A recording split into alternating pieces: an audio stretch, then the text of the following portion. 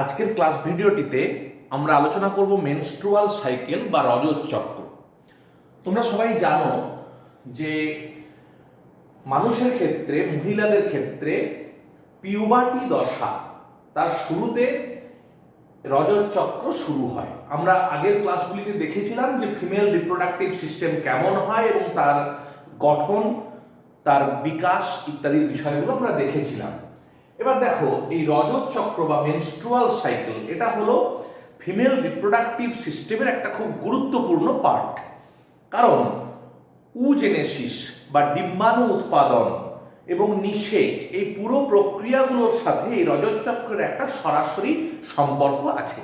আমরা পুরো ক্লাসটিতে আস্তে আস্তে স্টেপ বাই স্টেপ দেখে নেব যে এই চক্রটা কিভাবে মহিলাদের শরীরে রেগুলেটেড হয় বা নিয়ন্ত্রিত হয় এবং সেটি কিভাবে কাজ করে, নিষেকেই বা তার ভূমিকা কি, বা নিষেক না হলে এই চক্রটি কিভাবে সম্পাদিত হয়।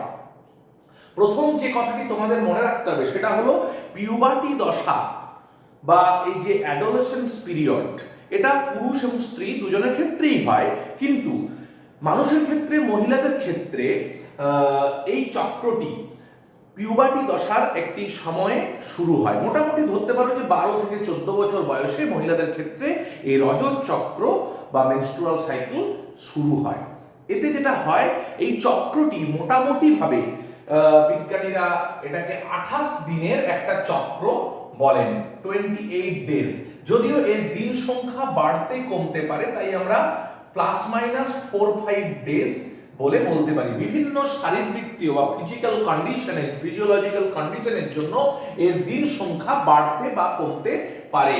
অতএব এটা, এই চক্রটা একটা 28 দিনের চক্র। আমরা 28 দিন ধরে পুরো সাইকেলটিকে বিচার করব। যদি বাড়ে বা কমে সেক্ষেত্রে সেই হিসেবটা সরাসরিভাবে এই চক্রটিতে বোঝা সম্ভব হয় না, সেটা প্রত্যেকটা ধাপই তখন বাড়বে বা কমবে। আমরা আগে দেখি যে এই চক্রটি কিভাবে সম্পাদিত হয়।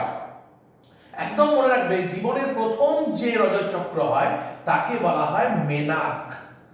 অর্থাৎ মহিলাদের শরীরে জীবনে প্রথম যে রজত চক্র হয় পিউবার্টি দশার শুরুতে, দ্যাট ইজ মেনাক। এবং মহিলাদের মোটামুটি এটা সাধারণত 12 থেকে 13 বছর বয়সে শুরু হয়। এবার কারোর ক্ষেত্রে সেটা 8-9 বছর বয়সে শুরু হতে পারে, কারোর ক্ষেত্রে একটু ডিলেডও হতে পারে। এরপরে আসি মেনোপজ।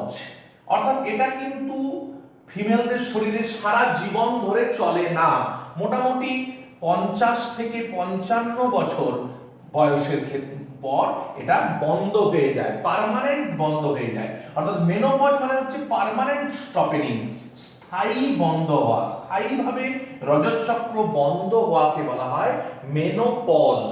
এটা মোটামুটি 50 থেকে 55 বছর বয়সে হয়। তবে কারোর ক্ষেত্রে সেটা 60 বছর বয়সেও হতে পারে, কারোর ক্ষেত্রে আর্লি অর্থাৎ 40-45 বছর বয়সেও মেনোপজ ঘটে যেতে পারে। অর্থাৎ ফিমেলদের শরীরে এই রিপ্রোডাক্টিভ স্টেজ হচ্ছে মেনার্ক টু মেনোপজ। অর্থাৎ জীবনে প্রথম যে রজত চক্র হলো তার থেকে লাস্ট যে রজত চক্র মানে বন্ধ হয়ে গেল, এই সময়টাকে তাদের রিপ্রোডাক্টিভ ফেজ বা জননে সক্ষম দশা বা অবস্থা আমরা বলতে পারি।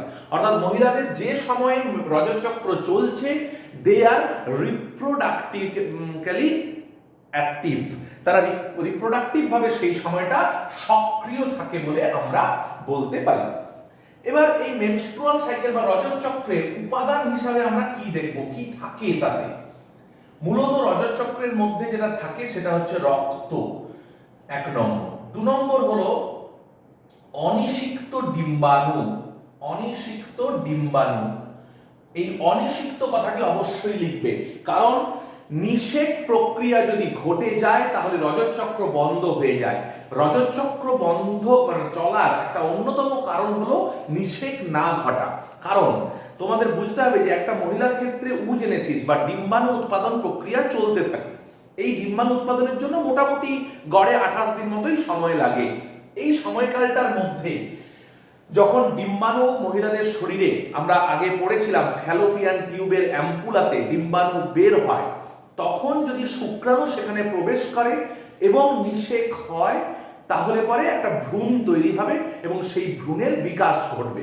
কিন্তু যেহেতু সব সময় তো আর মহিলারা সঙ্গম করেন না বা তারা নিষেক করার জন্য প্রস্তুত থাকে না, তাহলে যখন নিষেক ঘটছে না অর্থাৎ শুক্রাণু মহিলাদের শরীরে প্রবেশ করছে না, তখন ওই ডিম্বাণুটি অনিষিক্ত থেকে গেলে, ভ্রূণ গঠন না হলে তখনই কিন্তু রজত চক্র চলতে থাকে। অর্থাৎ কারোর শরীরে রজত চক্র চলতে চলতে রজত চক্র বন্ধ হয়ে যাওয়া, এটা কিন্তু প্রেগনেন্সির একটা সাইন বলে ধরা হয়।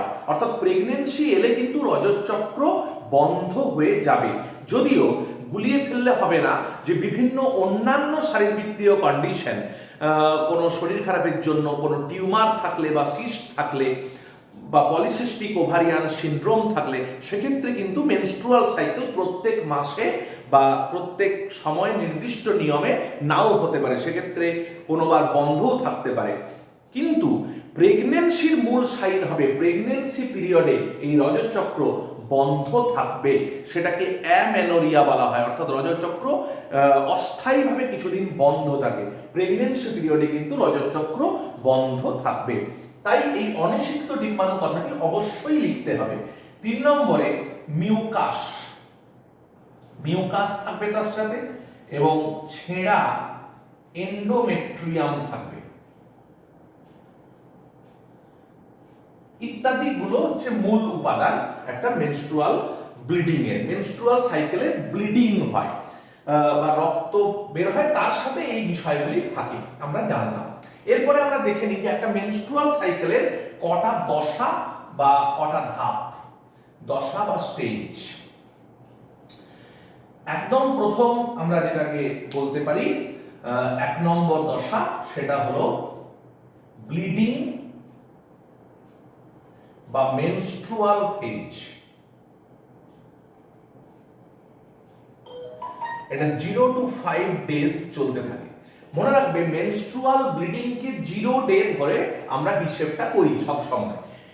যদিও এই মেনস্ট্রুয়াল ফেজ বা bleeding phase is the last phase of A menstrual cycle, কিন্তু এই রজত চক্রের ক্ষেত্রে যবে থেকে ব্লিডিং শুরু হলো সেই দিনটিকে যেহেতু আমরা খুব সহজে মার্ক করতে পারি বা চিহ্নিত করতে পারি, তাই যেদিন ব্লিডিং শুরু হলো একটা রজত চক্রে সেই দিনটাকে আমরা 0 ডে ধরি, সেদিন থেকে চক্রটা চলছে। আবার একটা নেক্সট সাইকেলের যেদিন ব্লিডিং হলো তার আগের দিনটা হচ্ছে লাস্ট ডে। অর্থাৎ bleeding to bleeding, this is the one menstrual cycle or one reproductive cycle. তাহলে ব্লিডিং ফেজকে যেহেতু চিহ্নিত করা যায়, তাহলে ফার্স্ট ব্লিডিংটাকে আমরা 0 ডে ধরি, মোটামুটি 0 থেকে 5 ডেজ পর্যন্ত ব্লিডিং চলে। নেক্সট হলো প্রলিফারেটিভ ফেজ, এটা মোটামুটি 6 to 13 ডেজ চলতে থাকে। 3 নম্বরে হলো ওভিউলেটরি ফেজ বা ওভিউলেশন, এটা 14th ডে, এটাকে আমরা বলি ওভিউলেশন। আর 4 নম্বরে হচ্ছে প্রিমেনস্ট্রুয়াল ফেজ, এটা 15 থেকে 28 দিন পর্যন্ত স্থায়ী হয়। এই 4টে দশা একটা রজত চক্রের ক্ষেত্রে দেখা যাবে: bleeding phase, proliferative phase, ovulatory phase এবং প্রিমেনস্ট্রুয়াল ফেজ। এবার আমরা দেখে নেব যে এই ফেজগুলোর সাথে সাথে মহিলাদের শরীরে কিভাবে বিভিন্ন অংশগুলির পরিবর্তন ঘটে, আমরা সেটাকে, এবং কেন এই রজত চক্রের ব্লিডিংটি ঘটে সেটা যদি আমরা একটু ভালো করে বুঝে নিতে পারি তাহলে এই বিষয়টি ক্লিয়ার হয়ে যাবে। এবার এটা হচ্ছে খুব সহজভাবে আমি একটা ফিমেল রিপ্রোডাক্টিভ সিস্টেমটিকে এঁকেছি। দেখো এই দুপাশে দুটো ওভারি আমরা আগেই দেখেছি, এইটা হচ্ছে ফ্যালোপিয়ান টিউব, এদিক থেকে আরেকটা ফ্যালোপিয়ান টিউব আসছে, দুটো ফ্যালোপিয়ান টিউব থাকে তোমরা জানো। এই মাঝের যে এটাকে বলা হয় ইউটেরাস বা এটাকে জরায়ু বলে। এই অঞ্চলটি হচ্ছে সার্ভিক্স বা জরায়ু কণ্ঠ, এই অংশটিকে বলা হয় ভ্যাজাইনা। আর এই জরায়ুর বিভিন্ন স্তর থাকে। ফার্স্ট যে স্তরটি আমরা আঁকলাম, একটু ব্ল্যাক কালারে দেখো দাগ দিলাম, এই অংশটিকে বলা হয় এন্ডোমেট্রিয়াম। এই প্রেসিল বলেছিলাম তোমাদেরকে তিনটে স্তর আছে, এন্ডোমেট্রিয়াম, মাঝে থাকে মায়োমেট্রিয়াম, একদম এতে থাকে পেরিমেট্রিয়াম। এবার তোমাদের যে জিনিসটা বুঝতে হবে যে আমরা এই রজত চক্রে আমরা যদি প্রত্যেকটা অংশে দেখি তার কিভাবে কি পরিবর্তন ঘটে, ওভারিতে কি পরিবর্তন ঘটে, জরায়ুতে কি পরিবর্তন ঘটে এবং সার্ভিক্স ভ্যাজাইনাতে কিভাবে পরিবর্তন ঘটে। যার মধ্যে খুব গুরুত্বপূর্ণ হলো ওভারি।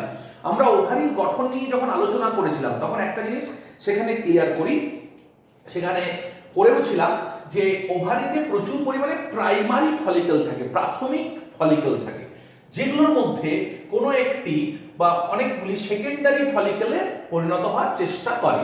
তাহলে মোটামুটি মনে রাখবে 0 to 13 ডেজ এই যে সময়টা, অর্থাৎ যখন একটা ব্লিডিং ফেজ চলছে তখন থেকে মোটামুটি 13 দিন পর্যন্ত সেই প্রাইমারি ফলিকলগুলো সেকেন্ডারি ফলিকল এবং তারা মানে 13 দিনের মাথায় এসে গ্রাফিয়ান ফলিকল তৈরি করে। মনে আছে তোমাদের যে গ্রাফিয়ান ফলিকল হচ্ছে পরিণত ফলিকল যার মধ্যে একটা ডিম্বাণু থাকে। তাহলে মোটামুটি 13 দিনের মাথায় গ্রাফিয়ান ফলিকলের গঠন সম্পূর্ণ হয় এবং ওভারিতে 14তম দিনে, এটা আমরা মানে ওভারিতে আলোচনা করছি, তাহলে ওভারিতে প্রাইমারি ফলিকল থেকে গ্রাফিয়ান ফলিকল তৈরি হলো 13 দিনের মাথায়। গ্রাফিয়ান ফলিকলের ভিতরে কিন্তু উসাইট থাকে। এটা 14তম দিনে 14th ডে, এই ডেটাতে এখান থেকে বেরিয়ে উসাইট চলে এলো এরকম জায়গাতে, অর্থাৎ ফ্যালোপিয়ান টিউবের অ্যাম্পুলাতে।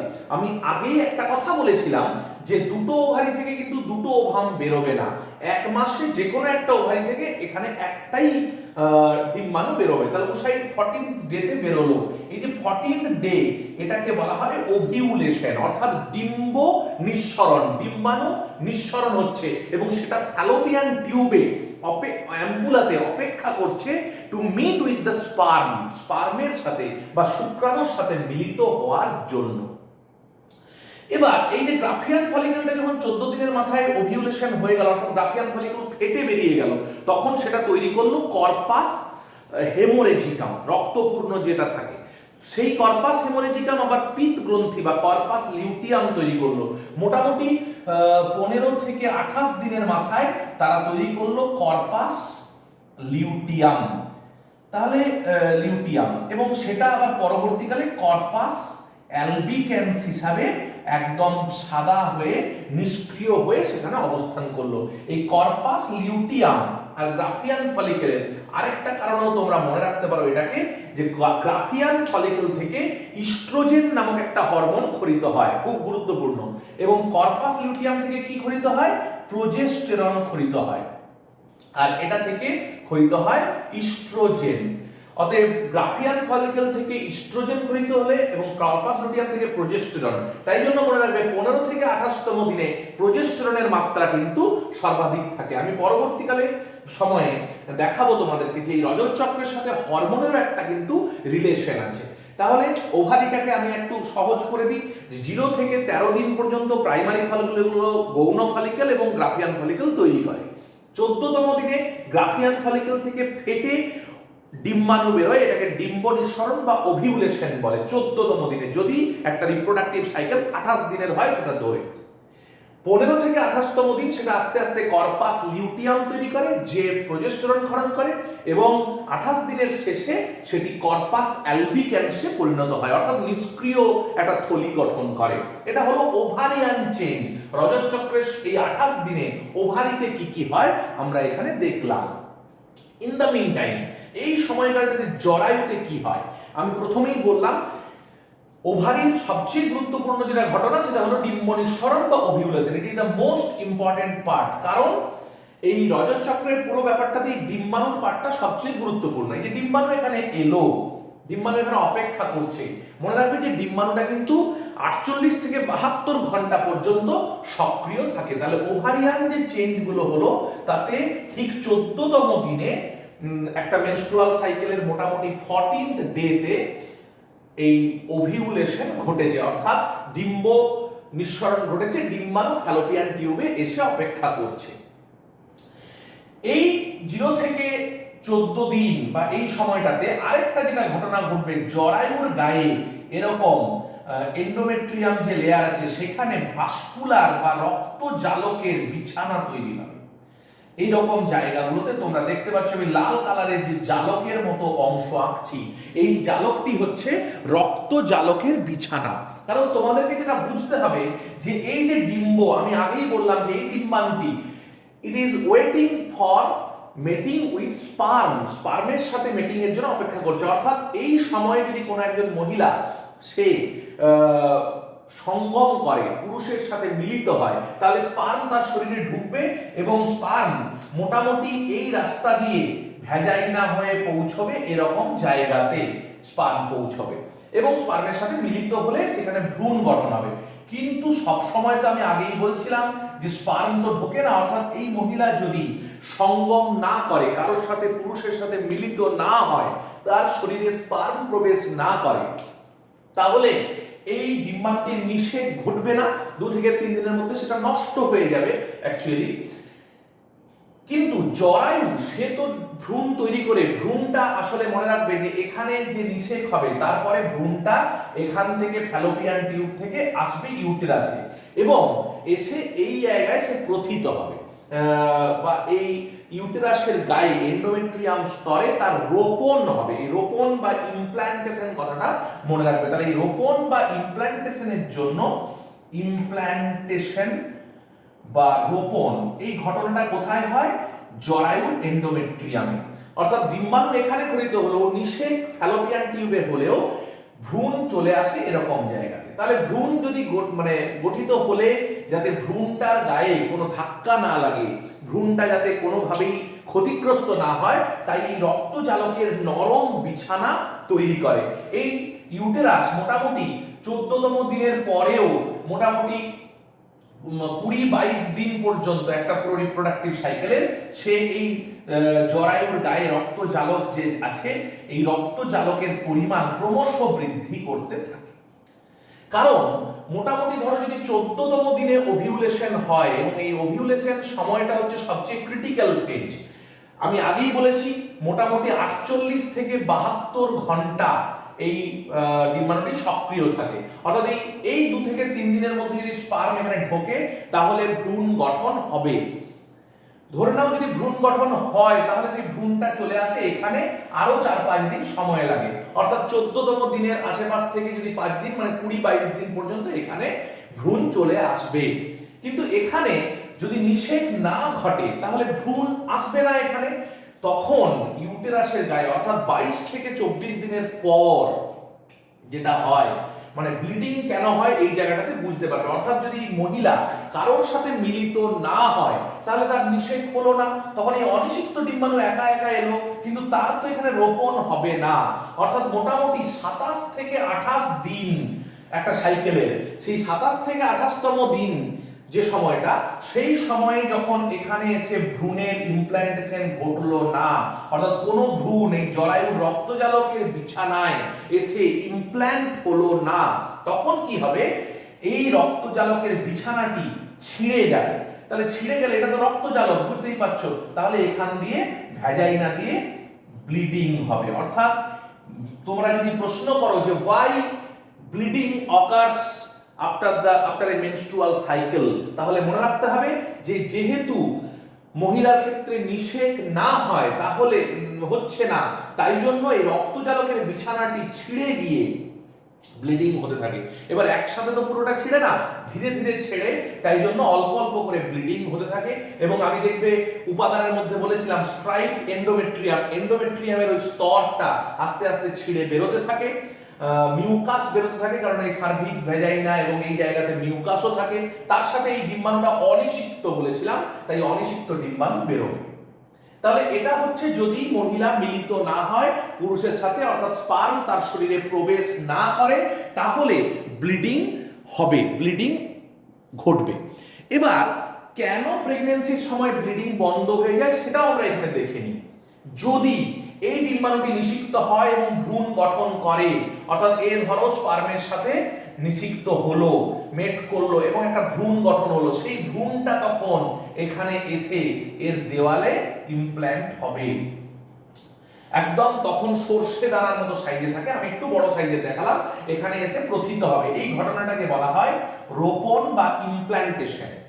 যখনই ইমপ্ল্যান্টেশন হবে তখন একটা সিগন্যাল গেল, জরায়ু তো এই ইমপ্ল্যান্টেশনের জন্যই এই ভাস্কুলার বেডটি বা রক্তজালকের বিছানাটি তৈরি করেছিল, তাহলে রক্তজালকের বিছানাটা আরো দৃঢ় হবে এবং এই ভ্রূণটা ধীরে ধীরে এই এন্ডোমেট্রিয়াম স্তরে প্রথিত হবে। অর্থাৎ ভ্রূণটা প্রথমে রক্তজালকের গায়ে বসলো, তারপরে আরো এন্ডোমেট্রিয়ামের ভেতরে সে প্রথিত হবে এবং তখন রক্তজালকের বিছানা কিন্তু মনে রাখবে ছিঁড়বে না এবং ব্লিডিং হবে না। অর্থাৎ মহিলার শরীরে সঙ্গমের সময় বা সঙ্গমের পরে যদি কেউ পুরুষের সাথে মিলিত হয় এবং তারপরে দেখে, লক্ষ্য করে যে তার ব্লিডিং বন্ধ হয়ে গেছে, অর্থাৎ মেনস্ট্রুয়াল ব্লিডিং হচ্ছে না, তাহলে একটা সংকেত হচ্ছে যে এটা তার ক্ষেত্রে প্রেগনেন্সি বা গর্ভাবস্থা এসে গেছে, এই জিনিসটা থেকে বোঝা যায়। তবে একটা জিনিস তোমরা মনে রাখবে যে নর্মালি সঙ্গম না করলে কিন্তু এই ঘটনাটা হবে না। তাহলে তোমরা এটাও বুঝে গেলে যে কেন প্রেগনেন্সির সময় বা প্রেগনেন্সির সময় রজতচক্র বন্ধ থাকছে, বা রজতচক্র বন্ধ হলে আমরা কেন বলছি যে প্রেগনেন্সি সেখানে এসেছে। তাহলে এই হলো তোমার রজতচক্রে তোমার ব্লিডিং হওয়ার কারণ, এবং এর সাথে সাথে ভ্যাজাইনা এবং সার্ভিস স্তরেও কিছু পরিবর্তন লক্ষ্য করা যায়। অর্থাৎ এই স্তরগুলি একটু কোষগুলোর মধ্যে পরিবর্তন হয়, তারা মিউকাস সিক্রেশন করতে থাকে ইত্যাদি। তবে যেটা মূল পরিবর্তন সেটা হলো ওভারি, আমি তার পরিবর্তনগুলো তোমাদেরকে বললাম, এবং ইউটেরাসের মধ্যে এই যে ভাস্কুলার বেড বা রক্তজালকের বিছানা, এটা হলো সবচেয়ে গুরুত্বপূর্ণ পার্ট, কারণ মেনস্ট্রুয়াল ব্লিডিং এর সাথে এই ঘটনাটি অঙ্গাঙ্গিকভাবে জড়িত।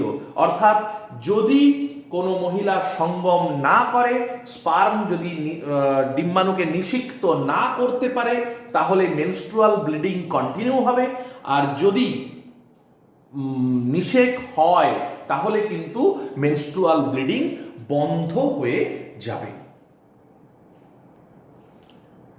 এবার আমরা একটু দেখে নেব যে মেনস্ট্রুয়াল সাইকেলের হরমোন রেগুলেশনটি কিভাবে ঘটছে।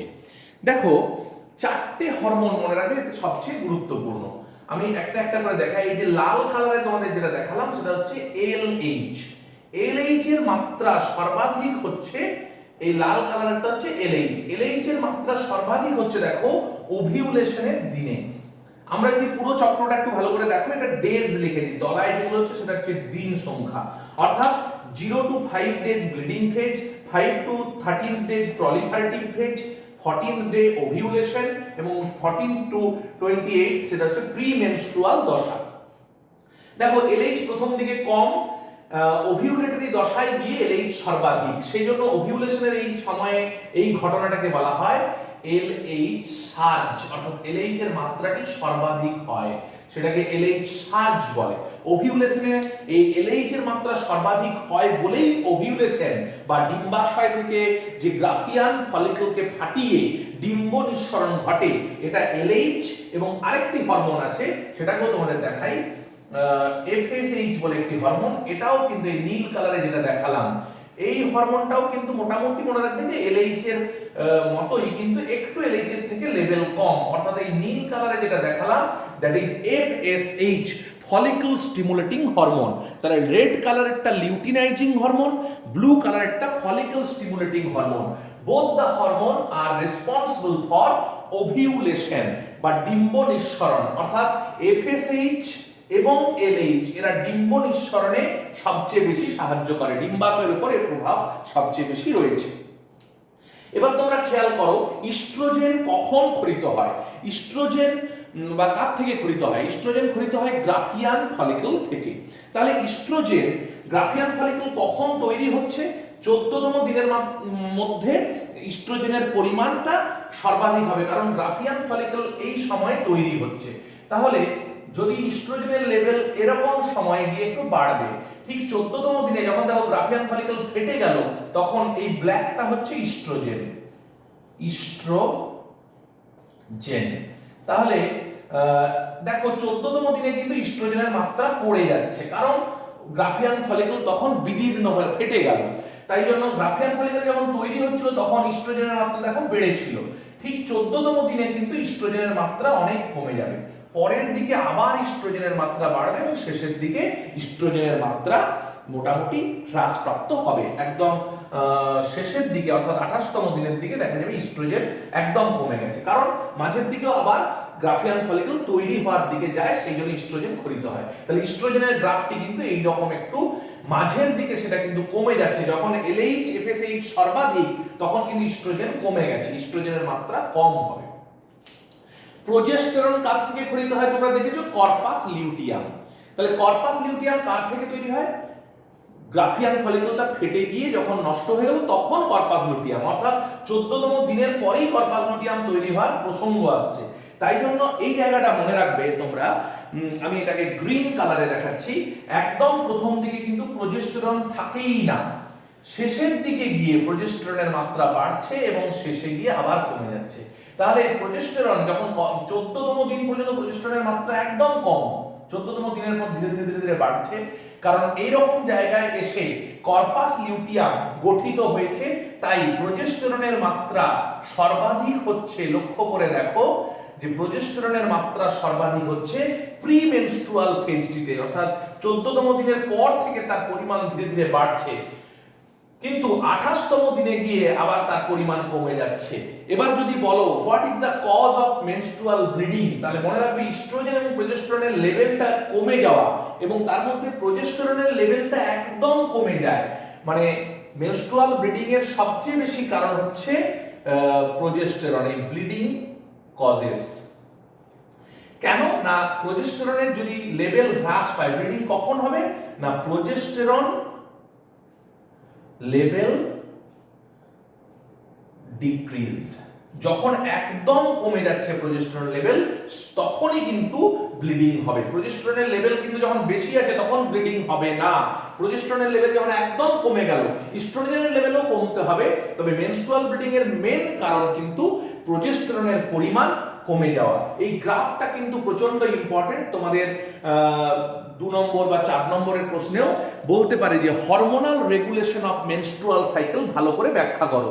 তাহলে this is the hormonal regulation of menstrual cycle. আরেকবার আমি খুব সহজ করে বলি যে যদি এরকম ভাবে মনে রাখো যে ওভিউলেশনের সময় এফএসএইচ এর মাত্রা বেশি, এলএইচ এর মাত্রা সর্বাধিক, সেই সময় কিন্তু ইস্ট্রোজেনও কম, প্রোজেস্টেরনও কম।